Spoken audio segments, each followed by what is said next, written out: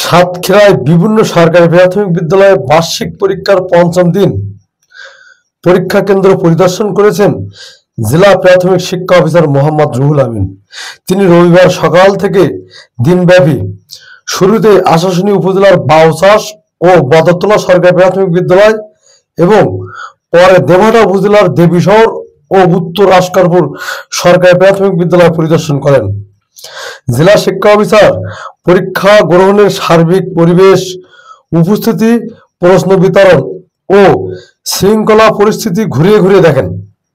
পরীক্ষায় শতভাগ অংশগ্রহণে তিনি সন্তুষ্টি প্রকাশ করেন। একই সাথে সুস্থ পরীক্ষা নিশ্চিত করতে কেন্দ্রগুলিতে দায়িত্বরত শিক্ষকদের সাথে মত বিনিময় করেন। পরে জেলা শিক্ষা অফিসার শিক্ষকবৃন্দ ও উপস্থিত অভিভাবকদের সাথে কুশল বিনিময় করেন। পাশাপাশি শিক্ষার মান উন্নয়নে সকলকে সম্মিলিত ভূমিকার উপর গুরুত্ব আরোপ করেন।